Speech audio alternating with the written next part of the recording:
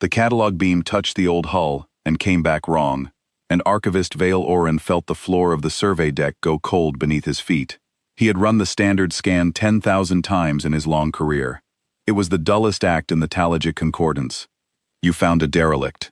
You swept it with the catalog beam, you assigned it a number, and you moved on to the next dead thing. The beam never came back wrong. It had never once come back wrong in 40,000 years of records. It came back wrong now. Rerun it, Vale said. His voice was thin in the dim survey chamber. The other clerks looked up from their consoles. None of them had ever heard him give an order with that much weight behind it. Vale Oran was a careful creature, a sorter of dead things, a maker of entries. He did not raise his voice. He did not give weighted orders. He counted, and he filed, and he went home to his small quarters, and he counted again the next day. That was the shape of his life, and it had never once frightened him. The senior sweep clerk, a pale-shelled junior named Tessic, tapped the console. Rerunning, she said. Same target, the wreck on grid 41. On the main display, the wreck hung in black space, a long gray shape against the cold stars. It looked exactly like what the Concordance expected of human leavings. It was scarred. It was patched. One whole flank was scorched where some old weapon had kissed it and failed to kill it. It drifted with no lights, no heat signature worth the name, no transponder, no answer to the standard hail. By every reading the Concordance trusted, it was a corpse. It was a piece of scrap the humans had abandoned long ago, left to rot at the edge of a system nobody wanted, the way humans always seem to abandon their dead, where the tides of space would carry them out of mind. The catalog beam swept it a second time. The numbers that came back were not numbers Vale knew how to file. That can't be the mass, Tessic whispered. It is the mass, Vale said. He stared at the readout. The hull was 4 kilometers long. That was large, but not impossible. The Concordance had catalogued larger hulks before, ancient ringworld fragments, and shattered moonyards, and the bones of empires far older than humanity. The problem was not the size. The problem was the density. The catalog beam measured what a thing was made of, and what it weighed, and the two figures it returned for this wreck did not agree with each other in any way the laws of the Concordance allowed. The hull was reading as denser than its own volume should permit. Something inside it was heavier than the space it occupied. The beam, which had catalogued 10 million dead ships across 40,000 years, had no entry for that. It simply returned the contradiction and waited, like a clerk who has been handed a number that does not balance and does not know what else to do. File it as an error, said the watch officer, a broad gray creature named Drosh, who had come up from the lower decks to see what the noise was about. Beam fault. Recalibrate and resweep. We have a schedule. The beam is not faulty, Vale said. Then it is a smudge in the data. Humans leave junk everywhere. This is junk. Log it as junk, and let us move on. We are 9 days behind the survey grid as it is, and the High Ledger does not forgive a clerk who falls behind. Vale did not answer at once. He had spent his whole life inside the Talagic Concordance, and the Concordance taught one lesson above all others. The universe was a thing to be counted. Every star, every world, every ship that had ever flown, every species that had ever risen and fallen, all of it could be reduced to an entry, a number, a line in the great catalog that the Concordance had been building since before any human had ever looked up at a sky and given the lights a name. To be catalogued was to be understood, and to be understood was to be controlled. The Concordance did not conquer, it surveyed, and when it had finished surveying a thing, that thing belonged to the catalog, and the catalog belonged to the Concordance, and so in the end, everything in the reach of the stars belonged to the Concordance. That was the whole of their power, and the whole of their faith, and Vale Oran had never once doubted it. And the catalog had just refused to swallow a piece of human scrap. Bring up the prior entry, Vale said. This system was surveyed before. There should be a record of this wreck. Find it. A 4-kilometer hull does not appear out of nothing. Tessic worked the console. The other clerks leaned in around her. The survey ship the Concordance had sent here was a small thing, a tithe cutter named Patient Ledger, crewed by 41 clerks and officers, whose entire purpose was to drift through dead systems and assign numbers to corpses. It was not a warship. The Concordance did not build warships. It had never needed them. It had counted the galaxy without ever once raising a gun. There was nothing here to fight, and there never had been anything to fight in the whole long history of the catalog. There was only the counting. There is no prior entry, Tessic said. Drosh made a low, dismissive sound. Of course there is. Everything has an entry. That is the entire point of us. Look again. There is no prior entry for this wreck, Tessic said again, and her voice shook. The system was surveyed 2,000 years ago. The survey is marked complete. Every body in it is logged, every rock, every comet, every grain of dust large enough for the beam to catch. There is no 4-kilometer human warship in the record. It is not there. It was never there. The chamber went very quiet. Somewhere in the hull, a coolant line ticked as it cooled. Vale Oren looked at the long gray shape on the display, the scarred flank, the dead lights, and for the first time in his careful life, he felt something the catalog had no number for. A ship that should not weigh what it weighed, sitting in a place where no record said it had ever been. The concordance taught that to be uncatalogued was to be powerless. A thing the catalog had not yet swallowed was simply a thing waiting to be swallowed. A temporary gap, a chore not yet finished. That was the faith. That was the whole faith.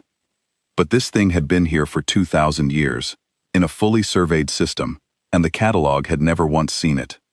It was hiding, Vale said softly. It is a wreck, Drosh snapped. Wrecks do not hide. Wrecks drift, and rot, and wait to be counted, like everything else. Then why is it not in the record? Drosh had no answer to that, and his silence was its own kind of answer, the first silence Vale had ever heard from him. Vale pulled himself together. He was an archivist. When the universe presented something he did not understand, his task was not to fear it. His task was to count it, to pin it to a number and make it small. That was what the concordance did to everything that frightened it, and the concordance had never once been afraid for long, in all its 40,000 years. Deep sweep, he said. Full catalog protocol. I want every chamber inside that hull mapped. I want to know what it is made of, what it carried, and how it died. We will give it a number, and we will file it, and we will move on. Begin. Tessic hesitated, her claws above the console. The deep sweep is invasive. It pushes the beam through the hull, not just across it. If anything aboard is still live. Nothing aboard is live, Drosh said. Look at it. It is cold. It is dark. It is dead. It has been dead for 2,000 years. Run the deep sweep and let us be done with this place. Run it, Vale agreed, though something in him did not want to. He could not have said what. He had catalogued 100 human wrecks before in his career. They were all the same, brave, stubborn, doomed. The humans built ships that fought too hard and died too proud, and the concordance logged them as it logged everything, a footnote in the long ledger of small species that had reached too high and burned for it. He had never once been afraid of a human ship. He told himself he was not afraid now. The deep sweep began. The catalog beam thickened, brightened, and bored into the gray hull, chamber by chamber, reading the bones of the dead thing. On the display the wreck began to fill in, room by room, a ghost taking shape inside the gray. The clerks read the data as it came up. Empty corridors, sealed bulkheads, long galleries where something heavy had once been mounted and was no longer there. A great hollow spine running the entire length of the ship, scorched black, where some vast machine had burned and gone silent. It's a warship, Tessic said. It was a warship. Those galleries are weapon mounts, hundreds of them. Whatever this was, it was built to fight, and built to fight on a scale we do not see anymore. It lost, Drosh said with satisfaction. Look at the burns. Look at the gutted spine. Something killed it. The humans always lose in the end. We catalog the winners, and we catalog the losers, and the humans are losers. Log it, and let us go home. The deep sweep reached the heart of the ship, and the heart of the ship was not cold. Vale saw it on the readout before anyone said a word. A single point of warmth, deep in the gutted spine, where the catalog had told them everything was dead. One small ember of heat, steady, patient, in a ship that had been drifting dark for 2,000 years. There is power aboard, he said. There is no power aboard, Drosh said. It is dead. There is power aboard, Vale repeated, and he pointed at the readout with a trembling claw. Something is still running, Something has been running this whole time, very quietly, banked down small, where the cold sweep could never see it, and we just pushed a deep catalog beam straight into it. The ember on the display flickered. Then it did not flicker. It grew. "Pull the beam back," Vale said. Tessik's claws flew across the console. "It won't disengage. The beam won't disengage. It's..." She stopped. "It's not the beam. Something is holding the beam open from the other side. Something aboard the wreck has the beam, and it won't let go." On the main display, the long gray shape that the Concordance had filed as a corpse. The wreck that did not appear in any record. The dead thing, with one warm ember in its heart, began very slowly to turn. 2,000 years of stillness ended in the space of a breath. The scorched flank rolled away from the stars. The dead lights along the hull came up one by one, a long chain of cold blue fire running the length of 4 kilometers of gunmetal, and the gutted spine that the catalog had called a corpse filled with light from end to end. Vale Oren, who had catalogued 10,000 dead things and feared none of them, looked at the thing that was not dead, and understood, far too late, that the Concordance had finally found something the catalog could not make small. "It heard us," he whispered. The wreck finished its turn, and its dark prow came around to point straight at the little tithe cutter Patient Ledger, and across 2,000 years of silence, the dead ship spoke.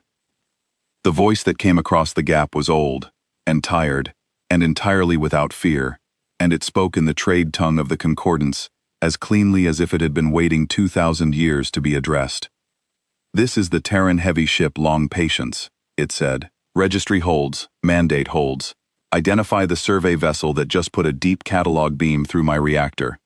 Drosh recovered first, because Drosh was the sort of creature who mistook loudness for strength. "This is the tithe cutter Patient Ledger of the Talage Concordance," he said. "You are an unregistered derelict in Concordance space. You will power down and submit to catalog. You have no standing here. You have no entry. You do not exist." There was a pause. When the voice answered, it was almost gentle. "I have no entry," it agreed. That was the point. Vale Oren felt the cold in the floor climb up through him. He understood, in that moment, something the Concordance had taught him to believe was impossible. The wreck was not in the catalog because the wreck had chosen not to be. 2,000 years ago, a 4-kilometer human warship had come to this dead system, shut down its lights, banked its reactor to a single ember the cold sweep could never find, and lain down among the rocks to wait. It had hidden from the catalog. It had spent 20 centuries being a thing the Concordance could not count. And the Concordance, which believed that to be uncatalogued was to be powerless, had drifted past it for 2,000 years, and never once been afraid of it. "Long patience," Vale said, and his own voice surprised him with how steady it came out. "I am the archivist of this vessel. I will speak plainly. The deep sweep was not an attack. We believed you were dead. We catalogued the dead. That is all we do. We meant no harm. I believe you," the old voice said. "You did not know what you were sweeping. Few of you ever do." A long pause. "But the beam you put through my reactor was not a question, archivist. It was a key. You opened a lock that has held shut for 20 centuries, and you do not understand what you have unlocked. Let me explain it the way your kind understands things. Let me give you a number." Vale said nothing. Beside him, Tessik had gone very still, her claws frozen above the console. 2,004 years ago, Long Patience said, the Talage Concordance surveyed a human colony world called Edrin's Reach. 400 million people. The Concordance did not attack it. The Concordance never attacks. You take a strange pride in that. It surveyed the world, catalogued its people, assigned them numbers, and declared them a logged asset of the catalog. And then the Concordance did what it does to logged assets. It cut their tithe. It rationed their air, their water, their seed grain, all measured to the gram by clerks who had never set foot on the surface, all in the name of balancing the catalog. Edrin's Reach starved over 9 years. 400 million people. The clerks who did it never raised a weapon. They never saw a face. They simply counted, and the counting was the weapon, and when the world was empty, they marked the entry closed and moved on to the next line. The chamber was silent. Vale Oren had been a clerk for his whole life. He knew exactly how that worked. He had done it himself, in smaller ways, to smaller worlds. He had signed rationing orders for places he had never seen, balanced a column, closed an entry, and gone home to count again the next day. He had never once thought of it as a weapon. It was simply the catalog. It was simply the work. My crew were from Edrin's Reach, the old voice said. Long Patience was built in the years after it died, in a place your surveys never reached, by people who had decided that the catalog would not have them. We came here to do one thing. We came to wait. We knew the Concordance would never fight us, because the Concordance does not fight. We knew it would only count us, so we made ourselves into a thing the catalog could not count, and we lay down in a dead system, and we waited for the day a Concordance survey ship would be careless enough to put a deep beam through our heart and wake us. That day is today. You have been very patient, Archivist. So have we. We are well named. Drosh found his voice again, and it was higher than before, the loudness gone thin. You are one ship, one old, scarred, gutted wreck. We will simply withdraw and report you. The Concordance will dispatch a survey armada. It will surround you. It will catalog you whether you consent or not, and once you have a number you are finished. That is how it has always been. That is how it will always be. Nothing survives the catalog brought to bear all at once. Yes, Long Patience said. Send for your armada. I would like that very much. Vale Oran heard the satisfaction in those 4 words, and his blood ran cold, because it was the satisfaction of a hunter who has finally been handed exactly what it wanted after a very long wait. Withdraw the survey, he said sharply to his own crew. Now, full burn, get us away from it. Helm, do not argue, just do it. But the patient ledger was a tithe cutter, slow and unarmed, built for drifting through dead systems and never for fleeing anything, and Long Patience had been built for one purpose, by a people who had nothing left to lose. The little survey ship's engines flared. The wreck did not so much as twitch to follow. It simply held the catalog beam open, the beam the Concordance itself had fired, and along that beam, like water finding a crack in a dam, something began to flow back the other way. It's in our systems, Tessic said, her claws frozen. It came back up the beam. It's reading us. It's... Archivist? It's cataloging us. Vale stared at her. What? It's running a catalog sweep, she said. On us. The same protocol we ran on it, only faster, far faster. It's mapping every chamber of the patient ledger. It knows our mass, our crew, our course, our home port, our tithe routes, our survey grid for the next 400 years. It pulled all of it up the beam in 9 seconds. It knows everything we know. It knows everything the Concordance has ever recorded about this sector. It's still reading. It's reading the central archive through us, through our own access keys. The old voice spoke again, and now there was iron under the weariness. You taught me a great deal in the moment you swept me, Long Patience said. Thank you for that. You believe the catalog is power. You are not wrong. You are simply confused about who holds it now. For 2,000 years I lay in the dark and let you keep your records, and your routes, and your tithe schedules, because I could not reach them from where I slept. The instant you opened a beam to me, you handed me the whole ledger. I know where your survey fleets are, Archivist. All 9 of them. I know their grids, their schedules, their slow, unarmed hulls, their clerk crews who have never fired a weapon because they have never needed to. I know exactly where they will be, and when, for the next 4 centuries. You have been so very careful to write everything down. Vale Oran understood then the full shape of the trap, and it was a trap built entirely out of the Concordance's own faith. The Concordance counted everything. It wrote everything down. It believed that to record a thing was to own it, and so it had built the most complete and exact map of itself that any power had ever made. Every fleet, every route, every schedule, all of it precise to the minute, all of it stored and shared and trusted absolutely. And it had just handed that map, whole, to a thing it had spent 2,000 years failing to count. You will not reach them, Drosh said, but the loudness was gone from him now, and what was left was a clerk's reflex, the recitation of a faith he no longer felt. You are one ship. One ship cannot find 9 fleets across a sector. I have always been one ship, Long Patience said. That has always been enough. You simply never had the imagination to be afraid of it. One ship that cannot be counted, with the whole catalog of its enemy in its memory, is not one ship. It is the end of 9 fleets that wrote down where they would be. Watch. I want you to watch. I am going to be very patient about this, and I want a witness who understands what patience costs." Drosh stared at the readout, and his broad gray face had gone slack in a way Vale had never seen on an officer of the Concordance. "It read the Central Archive," he said. "Through us. Through our keys. It knows our codes. It knows the override sequences. It could shut down every survey ship in the sector with our own authority, and we handed it the authority when we swept it." He turned to Vale, and there was something close to pleading in it. "How do we fight a thing that has our own keys and will not be counted? There is no protocol. There has never been a protocol. The protocol assumes the catalog works. The protocol assumes everything can be counted," Vale said. "That assumption has just failed for the first time in 40,000 years. There is no protocol because there has never been a thing the protocol could not swallow. We are not fighting it, Drosh. We were never going to fight it. We are going to watch it, and we are going to record it, because that is the only thing left that we know how to do, and because the old ship has chosen us to do it." "You sound as though you admire it," Drosh said. "I sound as though I have stopped lying to myself," Vale answered. "That is a different thing, and a harder one, and you will come to it too, before this is over."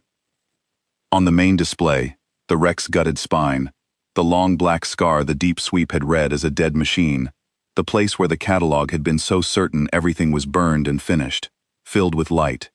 Not the cold blue of running lights.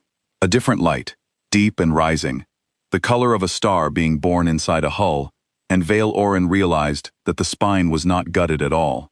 It had been shut down, banked, hidden, like everything else aboard, behind a reading the cold sweep could not pierce, waiting 20 centuries for the day a clerk would be foolish enough to wake it. "The Concordance has surveyed 10 million dead ships," Vale said, mostly to himself. "Why is there no entry for a human warship that can do this? In 40,000 years, surely one of us met one of you and lived to file it."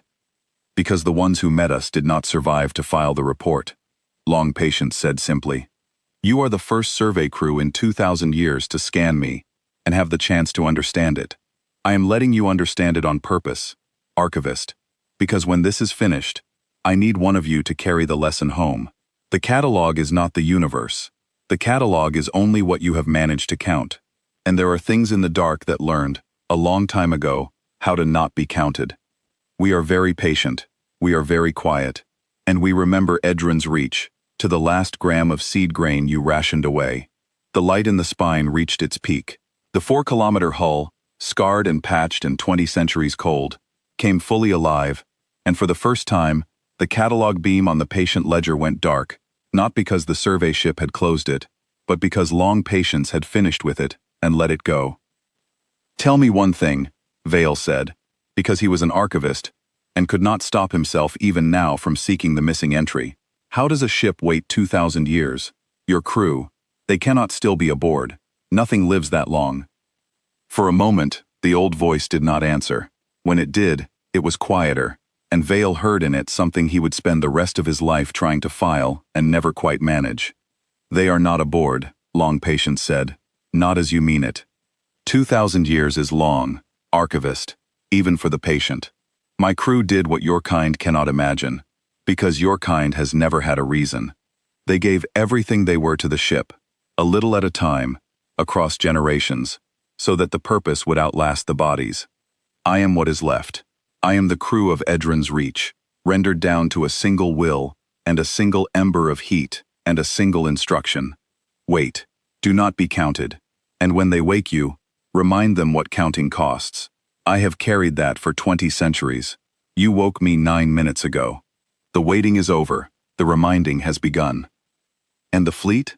Tessic asked, before she could stop herself. She had been silent since the beam came back wrong, and the question surprised even her. The mass that would not file, the thing the deep sweep could not read. "There is more to you than one hull. We measured it. We did not believe it, but we measured it." "You measured it correctly," Long Patience said. "You simply could not believe a number that did not match the shape you saw. That is the oldest mistake your kind makes. You trust the shape over the number, when the number is the thing that does not lie. The mass is real, sweep clerk. What it means, you will see when it is time for you to see it, and not one moment before. I have waited 2,000 years to show it. I will not spend it on a survey deck. I will spend it where it counts. Where it will be remembered. Vale Oran tried, then, to do the one thing his whole life had trained him for. He tried to count the ship. Not with a beam. He would never make that mistake again, and the order forbidding it had not yet come down, but he already understood it in his bones. He tried to count it with his mind, the way an archivist counts, reducing the impossible to a column of numbers that could be balanced and filed and made small. 4 kilometers of hull, 1 ember of heat for 2,000 years, a mass that exceeded its own volume, a crew rendered down to a single will. He tried to fit it into the catalog of his understanding, and he could not, because every number he reached for slid off the edge of a thing that had built itself, on purpose, to have no edges the catalog could grip. "You cannot count me," Long Patience said, as if it had heard the effort, and perhaps it had. It held the beam, and the beam was a door, and doors swing both ways. "I know you are trying. I can feel you trying, Archivist. It is the only reflex your kind has left. You meet a thing that frightens you, and you reach for a number to make it small, the way a frightened child reaches for a wall in the dark. There is no wall here. There is no number that holds me. I spent 2,000 years becoming the one thing your catalog cannot file, and I did it so that on this day, no clerk could do to me what your kind did to 400 million people. You cannot ration a thing you cannot count. You cannot leash a thing that has no number." That was the whole of the lesson Edrin's Reach died to learn, and we learned it, and we built it into a hull, and we waited. "Then there is no defense against you," Vale said quietly. "Not the beam, not the armada, not the mandate, not even the truth, if you mean to kill us all and let the record rot." "There is one defense," Long Patience said. "There has only ever been one. Stop counting. Set down the catalog. Become a thing that does not need a number on every world it touches. Do that, and you have nothing to fear from me, for I do not hunt the harmless. I hunt only the ledger, and the hand that wields it. But your kind will not do it on my word. Archivist, your kind never does anything on a word. You will have to be shown. So I will show you. 9 times if I must. Or once, if even one of you is wise enough to understand the first time. Your 9 survey fleets are spread across this sector on the schedule you so kindly recorded," the old voice went on. "I know where every one of them is. I have known for 9 minutes, which is 8 minutes and 50 seconds longer than I needed. I am going to go and find them, Archivist, one by one, exactly where your records say they will be. And you are going to watch the catalog fail to save them, because the catalog was never a wall. It was only ever a list. A list does not stop anything. It only tells the patient where to look." "Why us?" Vale asked. "Why leave us alive? We swept you. By your own arithmetic, we are the ones who woke this. If you want a reckoning, begin with the patient ledger. Because every reckoning needs a witness," Long Patience said, "and because I want the catalog to record, accurately and completely, exactly what happens here. You are so very fond of records. Make this one true. Begin with the date the beam came back wrong. Note the mass that would not file. Note that you called it junk, and that the junk had been waiting for you across the death of empires. And note, above all, that I gave you the chance to understand, before I gave the others the chance to die. That is the only mercy I have to spend, and I am spending it on you, because someone must carry the entry home, and a clerk is the only creature in this sector who will believe that a record can matter more than a fleet." Drosh stirred, a last reflex of the faith he had been built on. "We will warn them," he said. "The fleets. We will send word. We will tell them you are coming, and where, and how. The catalog cuts both ways. We have the same map you do." "You will warn them," Long Patience agreed. And there was no anger in it, only the calm of a thing that has already done the arithmetic. "You will tell them I am coming, and where, and how, and they will do what the concordance always does. They will not flee, because fleeing is not in the protocol. They will not scatter, because scattering is not in the records. They will assemble and surround and try to catalog me, because in 40,000 years that has always worked, and a clerk would sooner die on the schedule than live off of it. Your warning will not save them. Your warning will only gather them. Send it, Archivist. I want them gathered. It will make the arithmetic cleaner." The Rex engines lit fully, 2,000 years of banked fire coming up all at once, a long blue blaze that washed the survey deck of the Patient Ledger in cold light, and Long Patience turned away from the little survey ship and began to move, slow at first, and then not slow at all, out of the dead system and into the sector beyond, toward the first of 9 survey fleets that had written down exactly where it would be. For a long moment, no one on the Patient Ledger spoke. Then, Drosh, because he was an officer, and an officer must do something, turned to Vale. "Your orders, Archivist? You heard it. We warn the fleets. We follow protocol.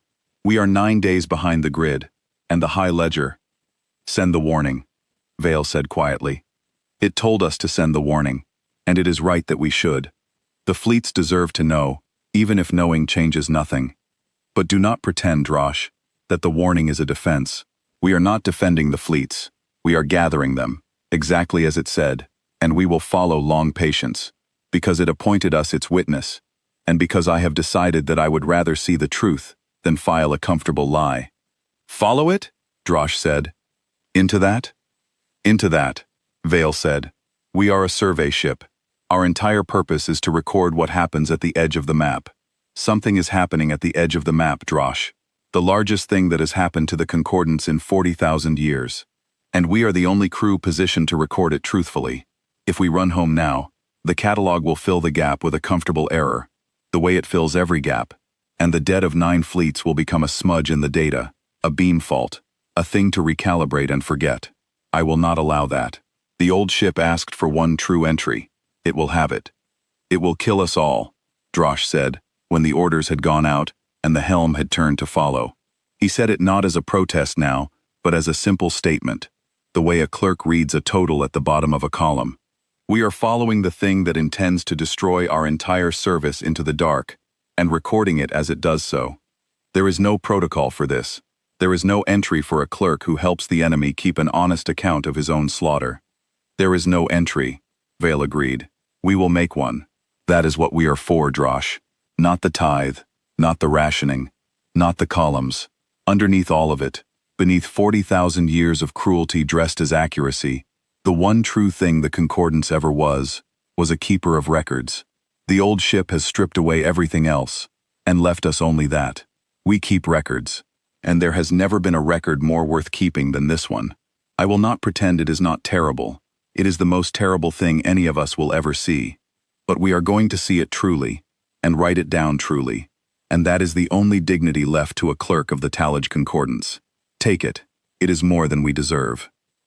And so the little tithe-cutter Patient Ledger, slow and unarmed, and crewed by clerks who had never in their lives done anything braver than balance a difficult column, fell in behind the 4-kilometer warship and followed it out of the dead system, while across the sector, the warning went out on every Concordance channel, and 9 survey fleets, hearing that something impossible was coming for them, did exactly what Long Patience had said they would do. They began to gather. Vale Oran sat down at his console and, because he was an archivist and did not know how else to face the end of his faith, he opened a new entry, and he began, with shaking claws, to count. The date the beam came back wrong, the mass that would not file, the voice that had waited 2,000 years to be addressed. He wrote it all down, every word. And out ahead of him in the dark, the patient dead went looking for the first address on a list the Concordance had been so proud to keep. The first survey fleet died exactly where the record said it would be, and it died without ever understanding that it was dying. Tithe Survey Group 4 was strung across the Menar Belt, 11 slow hulls drifting between the asteroids, cataloging ore bodies for the next century of rationing. Vale Oran watched it happen on a relay feed, because Long Patience had left the survey channels open on purpose, and the old human ship had been right about one thing above all. The Concordance was very fond of records, and it could not stop watching, even as the watching became unbearable. The warning had reached Group 4 6 hours earlier. Vale had read its replies in the message traffic. The lead clerk, a careful administrator named Hovel San, had acknowledged the warning, requested confirmation, queried the Central Archive for precedent, found none, and then done exactly what the protocol told him to do. He had not fled. He had not scattered his ships. He had gathered them tighter, into a defensive globe, and he had readied his catalog beams, because in 40,000 years the catalog had always been enough, and a clerk does not abandon 40,000 years on the word of a single panicked tithe cutter at the edge of the map. When the 4-kilometer warship resolved out of the belt's dust at a speed no Concordance hull could match, Hovell Sand did exactly what his training told him to do. He hailed it. He demanded its registry. He informed it that it was in surveyed space and would submit to catalog. He read it the standing mandate of the Talajay Concordance, the same words that had been read to 10 million ships over 40,000 years, the words that had always worked, because they were backed by the certainty that the catalog was the universe, and nothing outside it could be real. Long Patience did not answer. It had already had this conversation once, with the patient ledger, and it did not repeat itself. It came through Group 4 in 90 seconds. Vale Oren counted them. He had become, in the hours since the beam came back wrong, a creature who counted, because counting was all he had left. The warship did not waste its weapons. It used 11 shots on 11 hulls, each one placed with the patience of a thing that had waited 2,000 years, and was in no hurry now. The galleries that the deep sweep had read as empty weapon mounts were not empty. They had been shut down, banked, hidden, like everything else aboard, and when they opened, they spoke once each, and were done. 11 survey ships, 90 seconds. The catalog beams of Group 4 fired the whole time, and they did nothing, because a catalog beam was built to measure the dead, and there was nothing dead aboard Long Patience to measure. "It is targeting the reactors," Tessic said. She was watching the same feed. None of them could look away. "It is not trying to kill the crews. It is killing the ships. The clerks have time to reach the lifeboats. Look, it is letting them launch. It is waiting for them to launch." Vale Oren watched the lifeboats scatter from the dying hulls of Group 4, small bright sparks fleeing the dark, and he understood that the old human ship was being precise on purpose, and that the precision was its own kind of message. Long Patience was not a beast. It was not even angry, not in any way Vale could recognize as anger. It was doing arithmetic.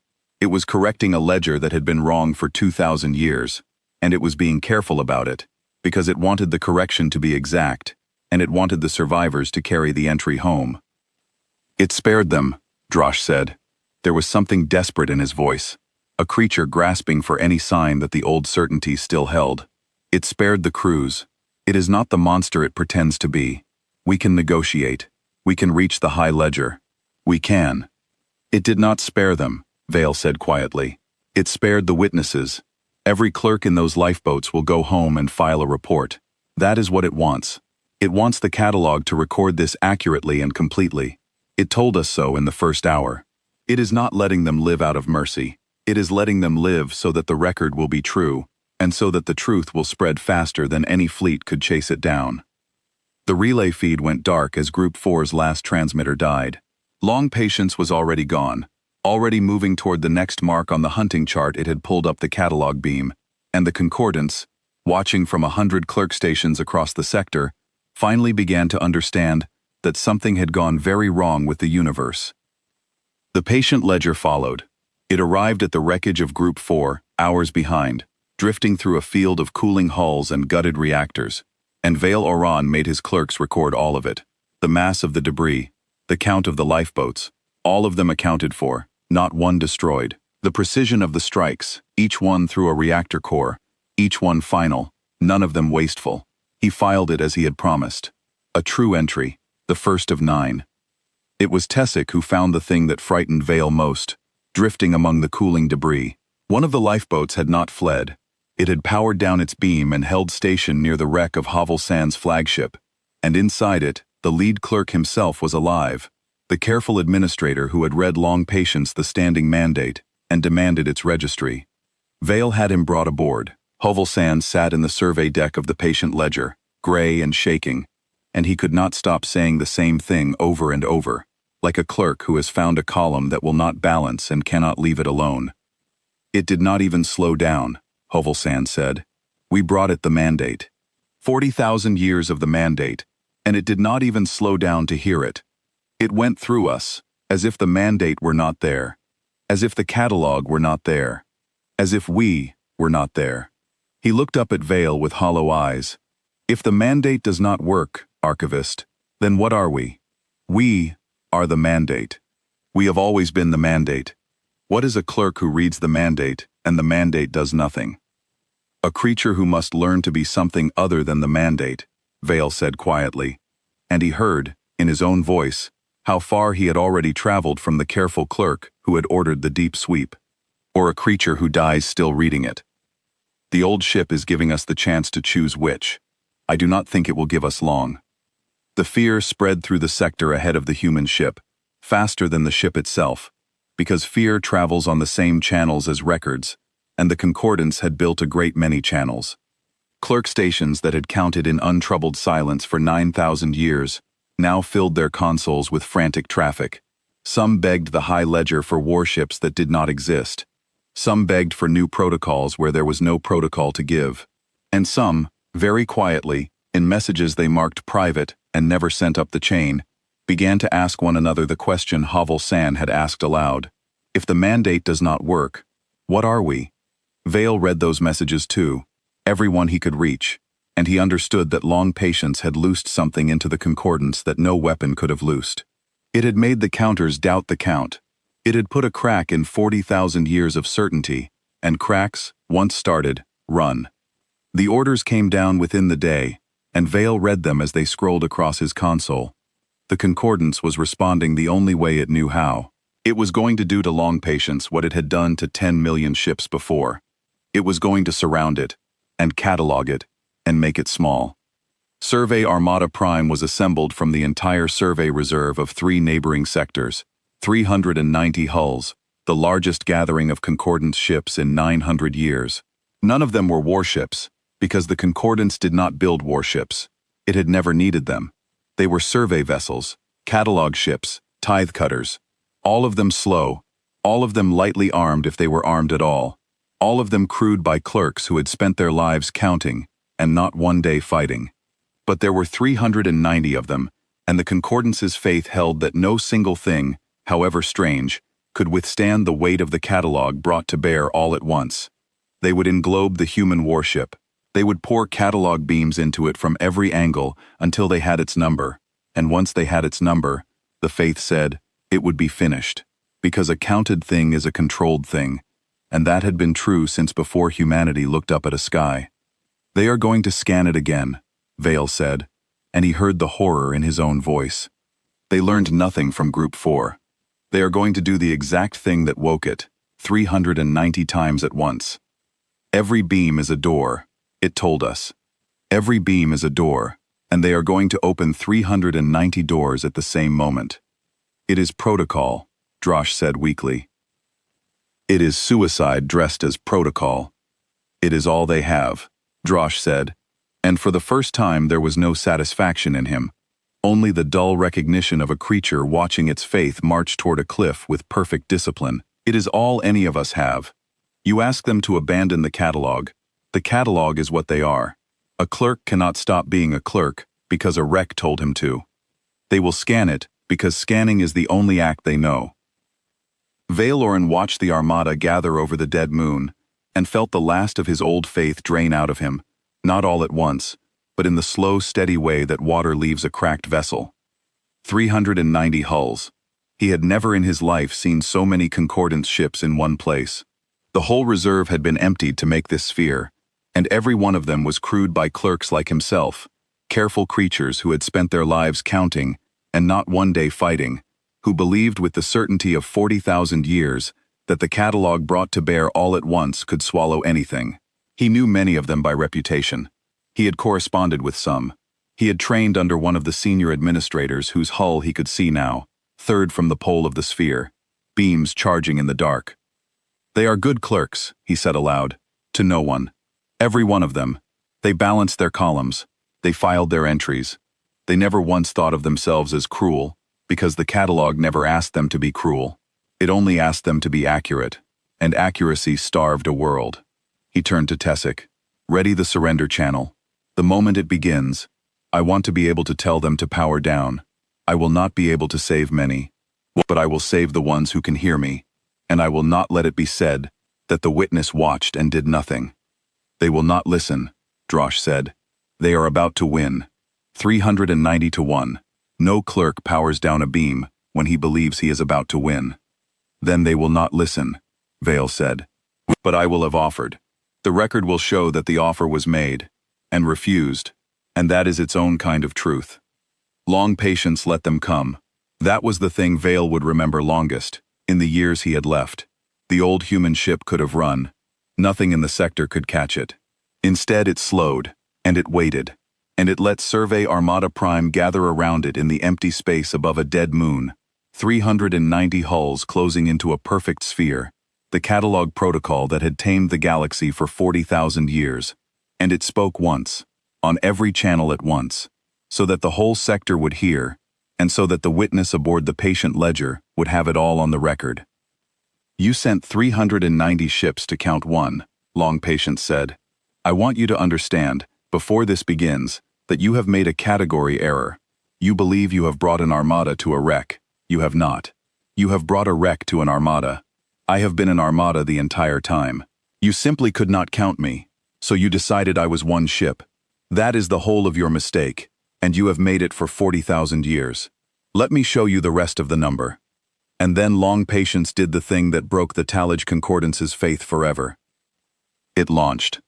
Vale Oran watched the 4-kilometer hull split along seams he had not known were there, the long gunmetal flanks opening like a thing unfolding wings, and out of the warship came more warships. Not fighters, not escorts. Warships, scaled-down siblings of the great hull. Dozens of them, each one banked and hidden and cold for 2,000 years. Inside the spine the catalog had read as gutted and dead. They poured out into the englobing sphere of survey ships, and Vale understood, with the part of his mind that would never stop counting, that the deep sweep had been right about the mass after all. Long Patience had read as denser than its own volume should allow, because it had been carrying a fleet folded inside itself, hidden behind a single ember of heat, for 20 centuries, waiting for the day a sphere of survey ships would close around it and give it a target worth opening for. That is why the mass was wrong, he whispered. That is what the beam could not file. It was never one ship. It was a fleet pretending to be a wreck. The contradiction in the reading was the truth. We filed the truth as an error, because we had no number for it. The survey ships fired their catalog beams, because it was the only weapon they had, and the only protocol they knew, and the beams did nothing, because a catalog beam was built to measure the dead, and there was nothing dead here to measure. Survey Armada Prime, 390 hulls strong, the weight of the catalog brought to bear all at once, the faith of 40,000 years made manifest in a perfect sphere of slow gray ships, began to come apart in the space above the dead moon, and the human ships moved through it the way a tide moves through sand, patient and total, and without any hurry at all. The siblings of Long Patience fought the way the great hull had fought at the Menar Belt. They struck reactors, they spared lifeboats, they did not chase the fleeing, and they did not waste a shot on a ship that had already gone cold and harmless. It was not a battle, Vale realized, watching it. A battle implied two sides trying to win. This was a correction. This was a ledger being balanced by a patient hand, and the survey ships were not opponents but entries. Each one struck through, and closed in turn. Tell them to surrender, Vale said to Drosh. Open a channel to the Armada. Tell them the catalog will not save them. Tell them to power down their beams and go cold, and they will live. It will spare anything that stops counting. I have watched it. It only kills the ships that keep their beams open. Drosh opened the channel. He told them. Vale heard him, his voice cracking, abandoning 40,000 years of protocol to beg 390 hulls to simply stop. And here and there, a few did. A handful of clerks across the dying sphere, hearing a watch officer of the Concordance plead with them to set down the catalog, powered their beams down and went dark and drifted, and Long Patience passed them by, every one, exactly as Vale had said it would. But most did not. Most kept their beams open and kept scanning, because scanning was the only act they knew, and a clerk would sooner die on the schedule than live off of it. Vale Oran did not look away. He had decided, somewhere in the last day, that the old ship was right about one thing. Every reckoning needed a witness, and the catalog should be true. So he watched, and he counted, and he wrote down what he saw, because it was the only act of meaning left to him, and because the dead of Edron's Reach deserved an accurate record, even if no one in the concordance would ever want to read it. 390 ships went into the englobing sphere above the dead moon. A handful went cold in time and were spared. The rest kept counting until there was nothing left to count with. When it was over, Long Patience folded its siblings back inside its hull, one by one, the way it had carried them for 2,000 years, and the great gunmetal flanks closed over them and became, once more, a single scarred ship, a wreck again to any beam that dared to look. The dead moon hung below it, cratered and silent, and the debris of Survey Armada Prime drifted out into the dark in a slow, expanding cloud, and the lifeboats and the cold-powered survivors gathered themselves and turned for home, carrying the entry. The catalog had a number for what was left of Survey Armada Prime. Vale Oran filed it himself, his claws steadier now than they had been at the Menar belt. The number was small, and beside it, in the same true entry, he wrote a second number, the one that frightened him more, the count of ships that had powered down and lived. It was not large, but it was not zero. And Vale Oran, archivist of the patient dead, understood that the second number was the only one Long Patience cared about, and that the whole long arithmetic was bending, slowly, toward making that number grow. The concordance changed its mind about the catalog beam after the dead moon, which Vale Oran considered the first honest thing it had done in 40,000 years. The order came down to every surviving fleet at once, scrawled in the panicked shorthand of clerks who had watched Survey Armada Prime die and could no longer pretend the old certainties held. Do not scan the human ship. Do not open a beam to it. Do not, under any circumstances, attempt to catalog it. The protocol that had tamed the galaxy had become the one thing the galaxy most feared, because every beam was a door, and the patient dead came in through doors. It was, Vale thought, the end of the concordance, as a thing that believed in itself. You could not be a power built entirely on the act of counting, and then forbid your own people to count. The faith did not survive the contradiction. He watched it die in the message traffic over the following days, the clerks of 8 remaining fleets reduced to silence, because their one tool had been turned against them, the great catalog gone quiet for the first time in 40,000 years. Clerks who had spent their whole lives certain that to count a thing was to master it, now sat at dark consoles, forbidden to count, and did not know what they were if they were not counting. Long Patience was not finished. It had said 9 survey fleets, and it had meant 9. Vale wrote it out aboard the patient ledger, the little tithe cutter that had started all of it, and Long Patience let the survey ship follow at a distance, because it had appointed Vale Oran its witness, and it intended him to see the work done. He came to understand the rhythm of it. The old human ship would arrive where the record said a fleet would be, exactly on the schedule the concordance had so carefully written down, and it would give the fleet one chance to scatter, and then it would do its arithmetic. It never scanned. It never needed to. It already had the whole ledger. The concordance had spent 40,000 years building the most complete map of itself that any power had ever made, precise to the minute, and Long Patience simply read down the list and went to each address in turn, a patient creditor, calling on debtors who had written their own addresses in the ledger. The 4th Fleet tried to hide. Its commander, a clever administrator named Resh Olam, understood the trap at last, and did the only intelligent thing left to do. He ordered his ships to go dark. He banked their reactors. He scattered them among the moons of a gas giant, and shut down every transponder, every beam, every system that might give them away. And he waited in the dark, having finally learned the lesson that Long Patience had been teaching since the beam came back wrong. To be uncounted is to be safe. It was a good plan. It was 2,000 years too late. Long Patience came into the gas giant's system and did not search for the hidden fleet, because it did not need to search. It already knew where every ship would be. The records said so, and the records were true, because the concordance had never once imagined it would need to lie to itself. Resh Olam had hidden his ships exactly where his own survey schedule said they would be, because that was where his orders had sent him, and the old human ship had the schedule. It went to each moon in turn and corrected the ledger. Resh Olam's clever plan to be uncounted failed because he had been counted long ago, by his own people, in their own records, and he had never thought to wonder who else might be reading. He did everything right, Tessic said, watching the gas giant go quiet on the feed. He understood. He went dark. He banked his reactors. He did exactly what the old ship did, and it found him anyway, in an hour. He understood the lesson, Vale said. He did not understand the timing. You cannot hide from the catalog after you are already in it. You can only hide before. Long Patience hid before. 20 centuries before, in a system it chose, off a schedule no one had written. Resh Olam hid after, on a schedule everyone had. That is the whole of the difference, and it is the only difference that matters. The lesson is not go dark. The lesson is, do not let yourself be written down in the first place. And for that, Resh Olam was 40,000 years too late. The Fifth Fleet tried something no Concordance fleet had ever tried, because its commander, an old administrator named Joss Tabor, who had counted longer than most clerks lived, understood that hiding and fighting had both failed and reached, in his desperation, for a third idea. He did not power down. He did not flee. He gathered his 11 hulls and he came out to meet Long Patience in the open, beams dark, and he opened a channel, and he offered the only thing he had ever owned.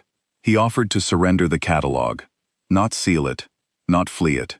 He read out, on an open channel, the rationing orders his fleet had signed across his career, world by world, the columns he had balanced, the air he had measured to the gram, and he confessed them, every one, into the dark where the human ship could hear.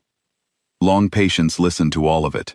Vale Oran, riding behind, listened too, and he understood that Joss Tabor was doing the only honest thing he knew how to do, which was to count his own crimes as carefully as he had once counted other people's air. When the old administrator had finished, Long Patience spoke, and for the first time, it did not fire. You have confessed the ledger, it said. You have not set it down. There is a difference, and you do not yet see it. A confessed ledger is still a ledger. But you have come closer than any fleet before you, Joss Tabor, and I am patient, and I find I am not willing to strike a creature in the middle of its first true thought. Power down your beams. Go home. Carry the confession with you, and read it to the high ledger as you read it to me. You will not save your fleet by counting your crimes, but you may, perhaps, begin to save your kind. Go. And Joss Tabor took his 11 hulls and went, the first fleet Long Patience spared without the spurned mercy of lifeboats. And the confession he carried home did more to crack the faith of the Concordance than any of the fleets that fell. Vale filed it as the turning of the tide, though he did not yet know it. He was no longer afraid, by the Sixth Fleet. He had passed through fear into something colder and clearer. He was a creature, watching the consequences of his own civilization arrive on schedule, and he had decided to record them honestly, because the dead of Edrin's Reach had been counted to death, and the least he could do was count this honestly in return. He filled entry after entry. He logged the fleets as they fell. He noted that Long Patience never once fired on a lifeboat, never once pursued a fleeing clerk, never once destroyed a ship that had already surrendered its reactor and gone cold and harmless. It was killing the catalog, not the clerks. It wanted witnesses. It wanted the record true. And with every fleet, the count of ships that powered down and lived grew a little larger, because the warning that the spared survivors carried home was learning, at last, to spread faster than the protocol could stamp it out. The Sixth Fleet did not try to hide or fight or confess. Its commander, a hard old administrator named Gar Vin, who had risen through the strictest tithe circuits in the Concordance, refused to believe any of it. He had read the reports. He had read Vale Oran's true entry, broadcast on every channel.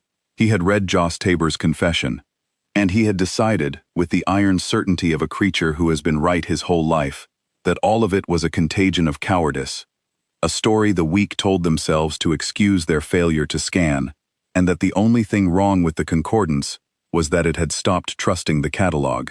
So when Long Patience came to the address the records gave, Garvin did the forbidden thing on purpose. He ordered every beam in his fleet to fire at once, a full deep catalog protocol, 11 beams boring into the 4-kilometer hull, the very act that had woken it, performed now with deliberate defiance. He is opening 11 doors at once, Vale whispered, watching the feed. He read the entry. He read every word of it, and he decided the entry was a lie, because the entry asked him to stop being what he is. Long Patience did not fold open this time. It did not need to. It simply rode the 11 beams back the way it had ridden the first one, through Garvin's own access keys, into his own systems, and it shut his fleet down from the inside, reactor by reactor, using the authority the beams had handed it. 11 hulls went dark and cold in under a minute, not destroyed, only switched off, like entries struck through by a patient hand. Garavin's flagship was the last to go. Vale heard the old administrator's final transmission, and it was not a plea and not a confession. It was a demand, furious to the end, for the human ship to identify itself and submit to catalog. "You still do not understand," Long Patience told him, as his lights went out. "You never will. You are not the worst of them, Garavin. You are only the most honest. You believe the catalog with your whole heart, and so you cannot set it down, and so I cannot spare you the loss of your ships, and so I will leave you adrift in the dark with your beams cold and your faith intact, to be found by the ones who chose differently. Live. Be a warning. It is the only use left in you." Garavin's fleet drifted dark above an empty world, switched off but not slain, and the lifeboats that came later found every clerk alive and unharmed, and entirely unchanged, still certain, still demanding, still reaching for a catalog that no longer answered. Vale filed it. He had begun to understand that Long Patience killed only the ships, and only when the clerks insisted on dying with them, given any other choice, it left them breathing, to carry the lesson or to refuse it, as they would. The 7th Fleet broke. That was the only word Vale could find for it. Its clerks did not fight, and did not hide, and did not confess, and did not defy. They simply abandoned their ships. When Long Patience arrived at the address the records gave, the fleet was already empty, every hull drifting crewless, the lifeboats long since launched, and scattered to whatever rim worlds would take a clerk who had run. They had not set down the catalog, they had only run from it, which Long Patience understood was a different and smaller thing, but it did not pursue them, because they had at least taken their hands off the ledger, and that was enough to spare the breathing creatures even if it could not spare the empty ships. The old human ship gutted the abandoned hulls one by one, reactor by reactor. An entire fleet struck through without a single death, and moved on.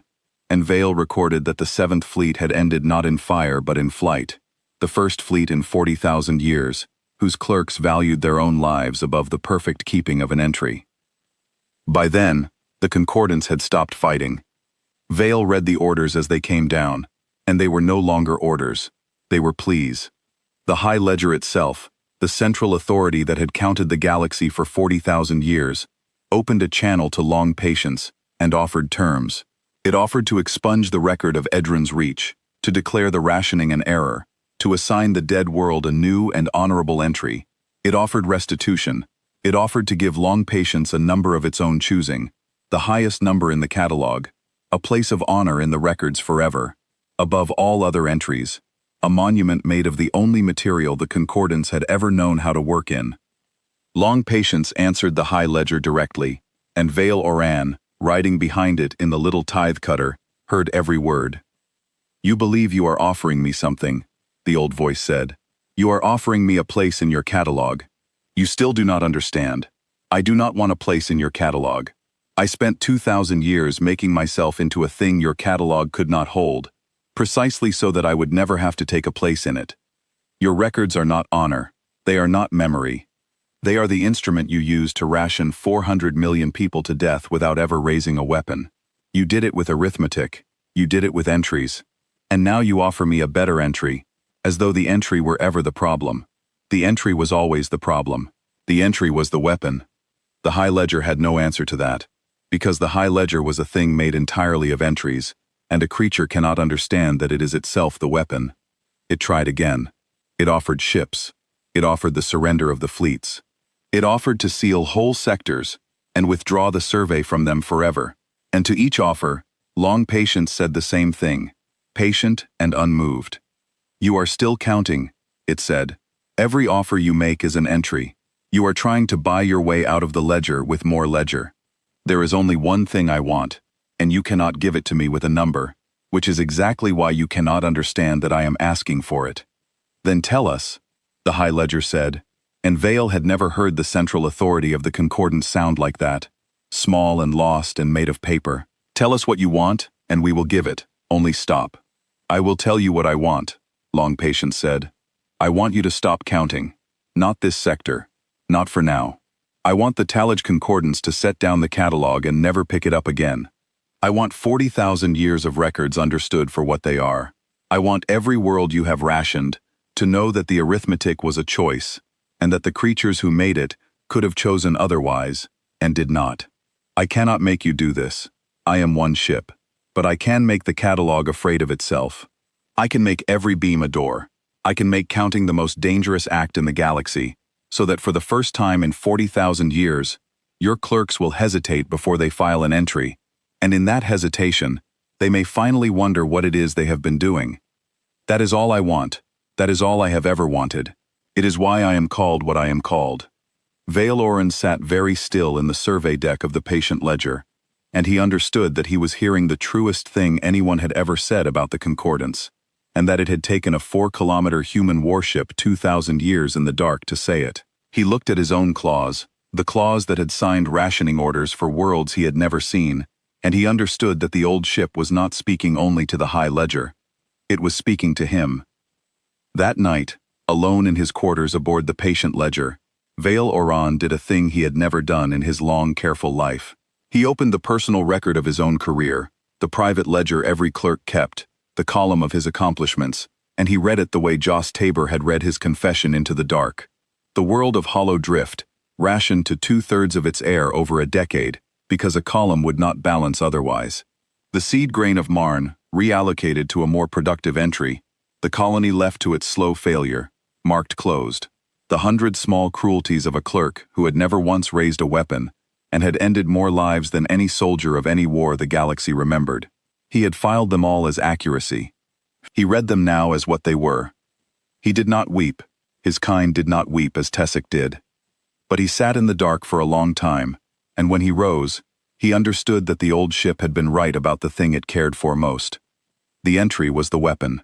He had wielded it his whole life and called it work. And the only thing left that he could do with the truth of it was to make sure the record was true, so that no clerk after him could ever again file a starved world as a balanced column and go home and sleep. The 8th Fleet did not wait to be found.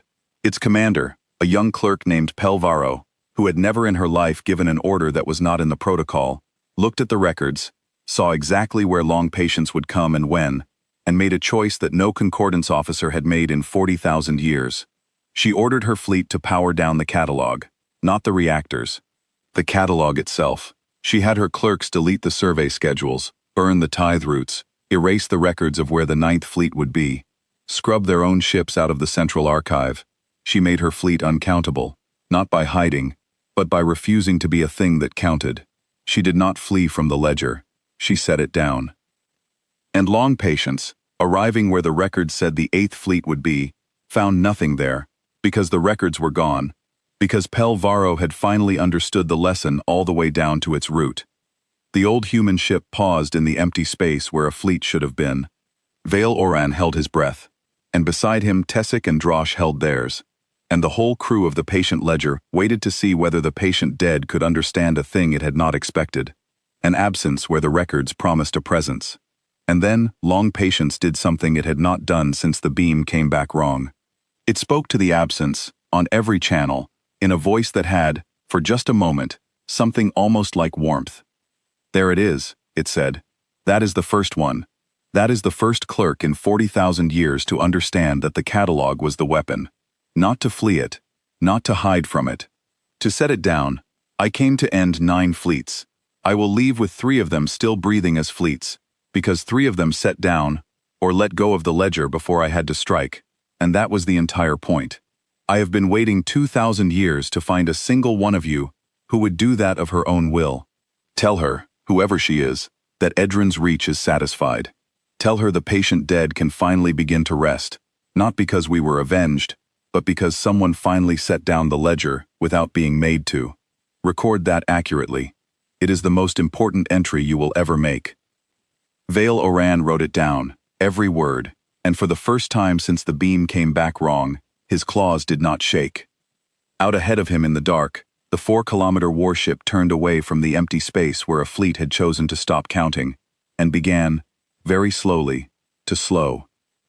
The word spread faster than any fleet could fly. because the concordance had spent 40,000 years building the channels to spread it, and the patient dead used those channels now the way they had used everything else the catalog had so carefully built. 6 survey fleets gone, 3 spared at the last, 1 because it confessed the ledger, 1 because it could not stop believing the ledger, and was switched off and left adrift, and 1 because it set the ledger down of its own free will, and a single 4-kilometer human warship loose in the sector, with the whole ledger of the Talaj Concordance in its memory, killing the catalog 1 fleet at a time, and asking, in return for mercy, only that the killers set down the instrument of their killing. The story did not stay in the sector. The clerks long patience had spared, the ones who reached the lifeboats, the ones it left alive on purpose because every reckoning needs a witness, carried it home. They filed their reports. The reports were true, because long patience had insisted on it, and because Vale Oren, riding behind the old ship in the little tithe cutter, had filed the truest report of all, and sent it on every channel he could reach. Vale had stopped thinking of himself as an archivist of the concordance. He thought of himself, now, as the archivist of long patience, the witness the old ship had appointed in the first hour, the keeper of the one accurate record of what the catalog had cost, and what it had finally been made to pay. He had written it all down. The date the beam came back wrong, the mass that would not file, the voice that had waited 2,000 years to be addressed, the folding hull and the fleet hidden inside it, and the 390 ships that went into the englobing sphere above the dead moon, the 6 fleets that fell, the 3 that did not, the growing number of ships, fleet by fleet, that powered down and lived. He had it all, and he intended the galaxy to read it. The worlds heard it first. That was the thing the High Ledger had not foreseen, because the High Ledger thought in fleets and ledgers, and never in the small voices at the bottom of its columns. Long patience had insisted that the spared survivors carry the entry home, and the entry did not stay in the survey service. It reached the catalogued worlds, the rationed worlds, the 100,000 places that had spent 40,000 years measured to the gram by clerks they had never seen. And the rationed worlds, hearing that a human ship had risen out of the dark to make the counters afraid, did a thing the catalog had no entry for. They began to set down the ledger themselves. Vale Oran watched it happen in the message traffic, world by world. A grain colony in the Hess Drift refused its tithe assessment and broke up the survey post that had stood over it for 9,000 years. A water world on the rim simply stopped transmitting its census, went silent, made itself uncountable in imitation of the very ship that had frightened the masters into stillness. None of them fought. None of them needed to. They had learned, in the space of a few weeks, the lesson long patience had spent 2,000 years preparing to teach, and the lesson spread along the very channels the concordance had built to spread its own arithmetic. The catalog had connected the galaxy so that the concordance could count it. Now the same connections carried the news that counting could be set down, and the connections did not care which message they carried. "It is not killing the concordance with its weapons," Tessic said, watching a third world go dark on the feed. "It is killing it with its example." 6 fleets fell, and that frightened the masters, but this is what ends them. The rationed worlds are not afraid anymore, and a power built on the fear of being counted cannot survive a galaxy that has decided not to be afraid. That was always the weapon, Vale said, not the hull. Not the hidden fleet, the example. The old ship told us in the first hour that it could make counting the most dangerous act in the galaxy. We thought it meant the beams. It meant this. A single uncounted thing, surviving, is proof that the catalog is not the universe, and proof spreads faster than any fleet. The High Ledger convened, for the first time in 900 years, every authority of the concordance in one place, to decide what to do about a thing that could not be cataloged, and would not be bought, and asked only that they stop being what they were. They argued for 11 days. Vale read the transcripts as they came. The concordance could not stop recording even its own unraveling. Some of the authorities wanted to build warships at last, to meet the human ship with force. But they had no warships, and no tradition of building them, and no time to learn. And besides, long patience had already shown what it did to anything that came at it in a sphere. Some wanted to flee the sector entirely, to abandon 40,000 years of records and start again elsewhere. But you cannot flee from a thing that holds your whole schedule and is very patient. And besides, a concordance that abandoned its catalog to run was no longer the concordance. It was only frightened clerks in ships. And some, a growing number with each day of the argument, had begun to say the thing that no clerk of the concordance had ever dared to say aloud. Perhaps the human ship was right. Perhaps the catalog had always been the weapon. Perhaps the only way to survive a thing that hunted counters was to stop counting. It was Pelvaro, the young commander of the fleet that had set down the ledger and been spared for it, who carried that argument to the high ledger in the end. She stood before the assembled authorities of 40,000 years and told them what she had understood in the empty space where her fleet should have died. The catalog was not knowledge. The catalog was control, dressed as knowledge. Every entry was a claim of ownership. Every number was a leash. The concordance had never conquered anyone because it had never needed to. It had simply counted them, and the counting was the conquest, and 400 million people had starved on Edron's reach because clerks who had never seen the world decided their heir to the gram. She had done the same work herself, so had every soul in the room, and a human ship had waited 2,000 years in the dark to make them understand that the work had a cost, and that the cost was now due, and that there was exactly one currency it would accept, and that currency was not another entry. It will not stop because we beg, she told them. It will not stop because we offer. It has shown us, fleet after fleet, the only thing that makes it stop. It stopped for me. It spared an entire fleet. The moment that fleet set down the catalog of its own will. That is not a threat. That is an instruction. It is telling us, as plainly as a thing can tell us, exactly how to live.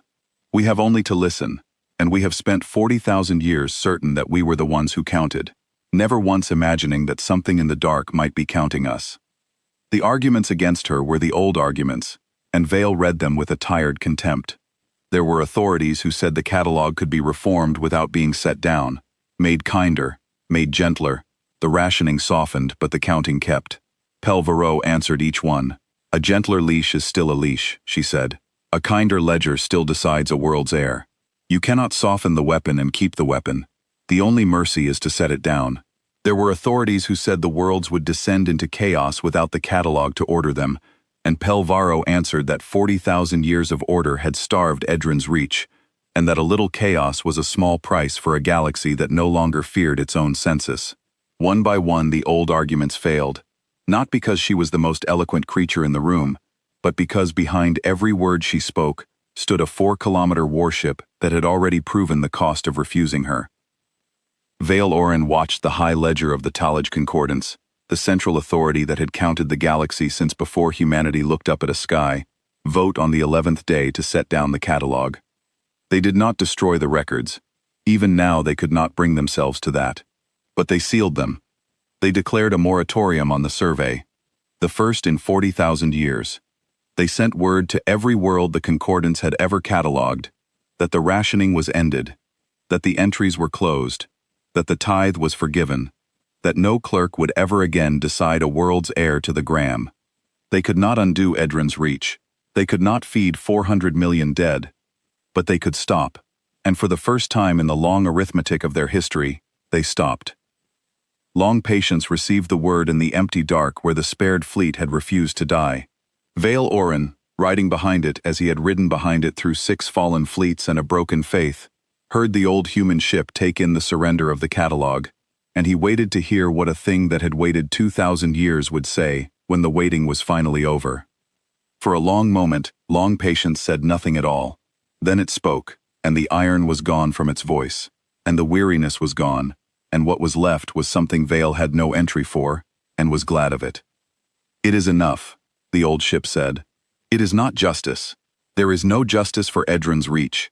The dead cannot be uncounted back into life, and no sealed archive will feed a single starved child a single grain of the seed you rationed away. But it is enough. The catalog is set down. The arithmetic is ended. The clerks will hesitate before they file, and in the hesitating, they may stay human, or stay whatever it is your kind are, which I have decided across 2,000 years is close enough to be worth sparing. My crew came here to wait for this. They are gone now. 2,000 years is long even for the patient, and I have carried only their purpose for a great while, a single will, and a single ember, and a single instruction. But the purpose is satisfied. The ledger is closed. They can rest. We can rest. "There is one thing I do not understand," Vale said, and his voice was steady now in the dark. "You could have ended them with the example alone. You showed me that in the last weeks. One uncounted ship, surviving, was enough to break the faith of 40,000 years. So why the 6 fleets? Why the 390 hulls? If the example was the weapon, why fire the guns at all?" For a long moment, Long Patience did not answer, and Vale thought perhaps it would not. Then it spoke, and there was no weariness left in it, only a kind of terrible clarity. "Because an example needs a cost to be believed," it said. "A galaxy that has bowed to the catalog for 40,000 years does not change its faith on a rumor. It changes when the rumor is paid for in something the masters cannot pretend away. The 6 fleets were the price of the proof. Without them, the High Ledger would have called the entry a contagion of cowardice, the way Gervin did, and sealed it, and gone on counting. The fleets made the entry undeniable. I did not want to fire the guns, Archivist. I am very old, and I remember Edrin's Reach, and I take no pleasure in the ending of even a clerk, but I understood that the worlds would not believe a thing that had not been paid for in full, so I paid for it. That is the arithmetic. That is the only arithmetic I have ever cared for. What is the smallest cost that buys the largest mercy? 6 fleets. I would have paid 9, if 6 had not been enough. It was enough. I am grateful that it was enough." Vale Oren wrote that down too, because it was the truest accounting he had ever heard, and because it was the answer to the question the whole catalog would ask for the rest of its existence, and never understand. "Where will you go?" Vale asked. It was the only question he had left, and he found he did not want the answer, and asked it anyway, because he was an archivist, and an archivist does not leave an entry blank. "Back to the dark," Long Patience said. "I will find another dead system at the edge of another map, and I will bank my reactor down to a single ember, and I will make myself into a thing your catalog cannot hold, and I will lie down and wait, not for vengeance. That is finished. I will wait, because someone should. Because the day may come, in another 40,000 years, when some power rises that believes again that to count a thing is to own it, and that the universe is only what it has managed to write down, and that a world's worth of air is a column to be balanced. And on that day it will sweep a dead system at the edge of its map, and it will put a deep beam through a scarred gray wreck that is not in any record, and the beam will come back wrong, and a tired old voice will explain to it, very patiently, exactly what it has woken. We are well named, Archivist. We were always well named. Patience is not waiting for nothing. Patience is waiting for the precise moment the careless ones open the door themselves. They will say you were a monster," Vale said. "The concordance. When the fear fades and the records are sealed, the comfortable version will spread, the way the comfortable version always spreads. They will say a human warship came out of the dark and slaughtered 6 fleets for no reason a decent creature could understand. The true entry will be buried under the easy one. I have watched the catalog do it to 1,000 truths. I do not know how to stop it doing it to this one." "Then you have your work," Long Patience said, and there was, unmistakably now, warmth in it. "You are the witness. I chose you in the first hour, before I had killed anyone, when you were still a careful clerk who had never raised his voice, because I needed one creature in this sector who would believe that a record can matter more than a fleet. Keep the true entry, carry it, read it to anyone who will listen, and to many who will not. The comfortable version will spread, it always does, but the comfortable version cannot survive contact with a witness who was there and will not be moved. You were there, Archivist. You counted it. You counted it honestly, when counting honestly was the hardest thing in the sector. That is the work I leave you. It is not a smaller work than mine, it may be the larger one." The 4-kilometer hull turned away from the empty dark, the scarred flank rolling back toward the stars, the cold blue lights going out one by one along the length of it, the great spine dimming as the fleet folded inside it settled back into its long sleep. The engines flared once. 2,000 years of patience gathered into a single burn that washed the survey deck of the patient ledger in cold blue light one final time, and then Long Patience was gone, out past the edge of the sealed catalog, into a part of the dark that the concordance had decided, at last, it would never try to count again. The little tithe-cutter patient ledger drifted alone where the spared fleet had refused to die. Around Vale Oran, the crew that had followed him through the unmaking of their faith sat quiet at their consoles, and Drosh, who had called the wreck junk in the first hour, said nothing at all, because there was nothing left in the protocol for a creature to say. Tessic wept in the way her kind wept, soundlessly, her pale shell trembling, and Vale Orin did the only thing he knew how to do. He opened the entry he had been keeping, the true and accurate record the old ship had asked of him in the first hour, and he wrote the last line of it. He wrote that the Talaj Concordance had surveyed 10 million dead ships across 40,000 years, and believed that nothing it had not counted could ever threaten it, and that this belief had been the whole of its power and the whole of its blindness. He wrote that a single human warship had hidden in the dark for 20 centuries to teach it otherwise, and that the lesson had cost 6 survey fleets, 390 hulls of the survey reserve, and the entire faith of a civilization that had counted the stars. He wrote that the ship had asked for nothing but that they stop, and that in the end, the most complete catalog in the galaxy had set itself down, rather than learn the lesson an 8th time. And then, because he was an archivist, and because the old ship had asked him to make the record true, Vale Orin wrote the number that mattered most. Not the 6 fleets, not the 390 hulls. He wrote that for 2,000 years, the most complete catalog ever made had contained exactly one error, a 4-kilometer hole in the dark, where a thing had chosen not to be counted, and that the whole reckoning had come out of that single uncounted space, and that the concordance had drifted past it every day, certain it was nothing, because the catalog had taught them that a thing without a number was a thing without power. He saved the entry, he sealed it, he sent it on every channel the concordance had built, so that the comfortable version would never have the dark to itself. And then Archivist Vale Orin, the last witness of the patient dead, sat alone at his console in the survey deck, where the beam had come back wrong, and understood, far too late and exactly on time, that the most dangerous number in the universe had always been the one nobody had written down.